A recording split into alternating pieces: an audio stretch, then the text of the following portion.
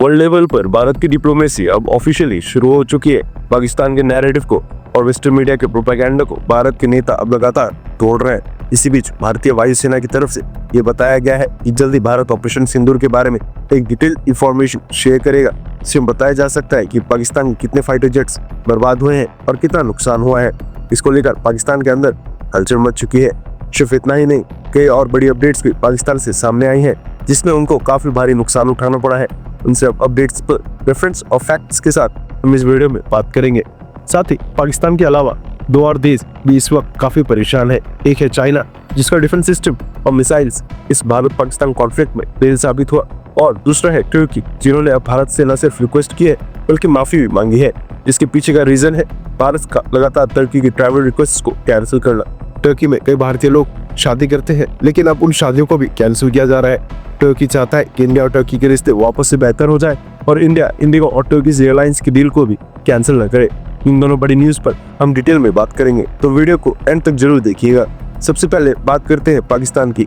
Operation सिंदूर कोई sudden decision नहीं था। इंडिया ने इसकी तैयारी काफी टाइम से की थी।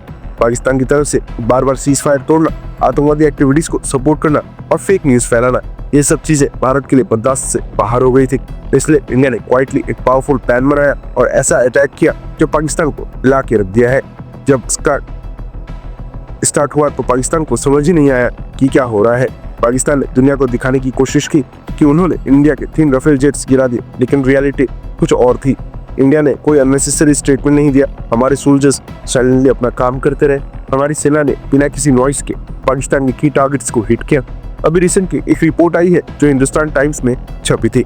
उसमें लिखा था कि पाकिस्तान को इतना बड़ा नुकसान हुआ कि उन्हें मजबूरन इंडिया से सीज फायर की डिमांड करनी पड़ी है। ऑपरेशन में इंडिया ने पाकिस्तान के पैरामिलिट्री बेसिस पर अटैक किए। सबसे बड़ा अटैक नूर खान एयरबेस पे हुआ, जो उनकी नॉर्दर्न एयर कमांड का मेन सेंटर था। इस बेस पे राफेल जेट्स से स्कैल्प मिसाइल और सुखोई 30 से ब्रह्मोस मिसाइल लॉन्च किए गए थे। इसके अलावा जकोदाबाद और पोलारी जैसे और एयर बेसिस पे भी अटैक हुआ। इंडिया ने ये सब कुछ इतनी प्लानिंग और स्पीड से किया कि पाकिस्तान के पास रिएक्ट करने का वक्त ही नहीं मिला। सबसे इंटरेस्टिंग बात ये थी कि इंडिया ने पाकिस्तान के मोस्ट ट्रस्टेड सिस्टम, उनका एयरबॉर्न अर्ली वार्निंग सिस्टम जो स्वीडन से खरीदा गया था, उसे 315 किलोमीटर अंदर जाकर डिस्ट्रॉय कर दिया। ये सिस्टम पाकिस्तान के लिए आंख और कान था। इंडिया ने अपने S-400 एयर डिफेंस सिस्टम से इसे उड़ा दिया। ये दिखाता है कि इंडिया की टेक्नोलॉजी और रेडीनेस कितनी स्ट्रॉन्ग है। रिपोर्ट के मुताबिक इंडिया ने पाकिस्तान के कई फाइटर जेट्स को भी डिस्ट्रॉय कर दिया, जैसे C-130J medium lift aircraft, JF-7 और 2 F-16 जेट्स। इन अटैक्स में पाकिस्तान की एयरफोर्स बिल्कुल हेल्पलेस हो गई थी। पाकिस्तान ने चाइना से जो HQ-9 और LY-80 डिफेंस सिस्टम खरीदे थे, इंडिया ने उनको भी टारगेट किया। HQ-9 को कराची में इंस्टॉल किया गया था। इंडिया ने मिसाइल से इसे खत्म किया। LY-80 लाहौर में था, उसे ड्रोन से डिस्ट्रॉय किया गया। ये क्लियरली दिखाता है कि भारत सिर्फ पाकिस्तान ही नहीं बल्कि उनके सपोर्टर्स की टेक्नोलॉजी को भी चैलेंज करने की कैपेबिलिटी रखता है। जब इंडियन नेवी ने कराची पोर्ट को सराउंड कर लिया तो पाकिस्तान को रियल डर लगने लगा था। हमारे शिप्स 260 माइल्स तक मैप्टन कोस्ट पहुंच चुके थे। पाकिस्तान को डर था कि अगर कराची पोर्ट डिस्ट्रॉय हो गया तो वो समंदर से टोटली कट ऑफ हो जाएगा। पाकिस्तान के DGMO ने इंडिया से कांटेक्ट किया और बोला कि वो आगे अटैक नहीं करेगा। ये ऑपरेशन ने सिर्फ पाकिस्तान को ही नहीं पूरी दुनिया को भी मैसेज दिया कि इंडिया सिर्फ रिएक्ट करने वाला देश नहीं रहा है। इंडिया स्ट्रॉन्ग और स्मार्ट पावर बन चुका है। अब इंडिया डिप्लोमेसी के थ्रू पाकिस्तान को आइसोलेट करने में लगा हुआ है। IMF से मिलने वाली मदद पर भी इंडिया ने प्रेशर बनाया, जिसकी वजह से नई कंडीशंस ऐड किए गए। FATF की अगली मीटिंग में भी इंडिया फुली ट्राई कर रहा है कि पाकिस्तान को वापस ग्रे लिस्ट में डाला जाए। External affairs minister S Jaishankar sir ने क्लियरली बोल दिया है कि जो देश पाकिस्तान को सपोर्ट करेगा वो इंडिया की दोस्ती खो देगा। भारत अब एक नए मैसेज दे रहा है, अगर आप टूरिज्म को सपोर्ट करते हैं तो आप अच्छे हैं, अगर आप टेररिज्म को सपोर्ट करेंगे तो आप भारत का दोस्त नहीं बन सकते।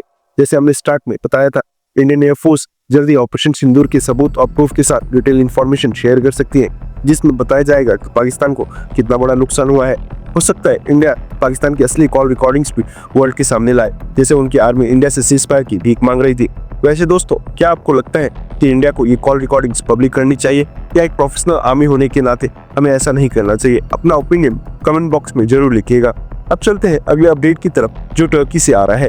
अब टर्की के टॉप जियोपॉलिटिकल एक्सपर्ट्स ओपनली मान रहे हैं कि पाकिस्तान को सपोर्ट करना उनकी बड़ी गलती थी। अब रिसेंटली टर्की के एक सीनियर इंटरनेशनल रिलेशंस प्रोफेसर ने एक आर्टिकल में ये लिखा है कि पाकिस्तान के साइड में खड़े होकर टर्की ने अपनी फॉरेन पॉलिसी को हार्म किया है।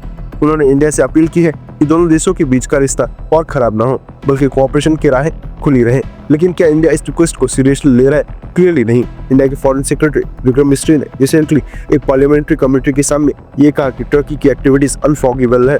टर्की ने जिस तरह से बार बार कश्मीर और पीओके इश्यूज पर पाकिस्तान का सपोर्ट किया, वो इंडिया की सॉवरेनिटी के अगेंस्ट था। इसलिए अब भारत टर्की के अगेंस्ट सॉलिड स्टेप्स उठा रहा है। रिपोर्ट्स के अकॉर्डिंग इंडिया के बिगेस्ट एयरलाइन इंडिगो और टर्किश एयरलाइंस के बीच का कोड शेयरिंग एग्रीमेंट अब खत्म होने वाला है। 31 मई को ये एग्रीमेंट एक्सपायर हो रहा है और गवर्नमेंट इसे रिन्यू करने के मूड में बिल्कुल नहीं है। ये सिर्फ एक बिजनेस डिसीजन नहीं है, ये एक स्ट्रॉन्ग पॉलिटिकल मैसेज है। जब कोई देश बार बार हमारे इंटरनल मैटर्स में इंटरफेयर करता है तो इंडिया जैसे सॉवरेन नेशन को जवाब देना ही पड़ता है। मुंबई एयरपोर्ट पर इस एग्रीमेंट के खिलाफ प्रोटेस्ट स्टार्ट हो चुके हैं। शिवसेना ने 10 दिन का अल्टीमेटम दिया है इंडिगो को और यही बात खत्म नहीं होती। भारत ने टर्की से आने वाले प्रोडक्ट्स जैसे एप्पल्स और मार्बल इंपोर्ट भी अनऑफिशियल बैन लगाकर स्टार्ट कर दिया है। टर्किश यूनिवर्सिटीज के साथ एजुकेशन रिलेटेड प्रोग्राम्स को भी कैंसिल किया जा रहा है। मतलब भारत सिर्फ फोर्स से नहीं, एक्शन से जवाब दे रहा है। अब तो टर्की के राइवल कंट्री ग्रीस में भी ये डिमांड उठ रही है कि इंडिया, ग्रीस और इजराइल मिलकर एक नए अलायंस को फॉर्मेशन करे जो टर्की और पाकिस्तान जैसे देशों को काउंटर कर सकती है। ग्रीस से कई प्रोडक्ट्स की सामने आ रहे हैं जिसमें ये डिस्कस हो रहा है कि इंडिया, ग्रीस, इजराइल के अलायंस तीनों देशों के लिए बेनिफिशियल हो सकता है। रिसेंटली एक ग्रीक लॉयर और कंजर्वेटिव पार्टी के यूथ प्रेसिडेंट ने भी इंडियन सोल्जर्स की ग्रीस में ट्रेनिंग के एक वायरल वीडियो पोस्ट किया था। टर्की को हर तरफ से नुकसान हो रहा है। उनके अपने ही लोग अब अर्दोगान की फॉरेन पॉलिसी की क्रिटिसिज्म कर रहे हैं, लेकिन अभी भी भारत को टर्की के खिलाफ और स्ट्रॉन्ग स्टेप्स लेने चाहिए। दोस्तों, इन दोनों बड़ी न्यूज के बारे में आपका क्या ओपिनियन है? कमेंट बॉक्स में जरूर लिखें। अगर आपको ये इन्फॉर्मेशन और वीडियो पसंद आई हो तो नीचे दिए गए सब्सक्राइब बटन को प्रेस करके बेल आइकन को जरूर दबा लीजिए ताकि आपको डेली अपडेट सबसे पहले मिल सके। फिर मिलेंगे एक नई वीडियो के साथ, तब तक के लिए जय हिंद, जय भारत।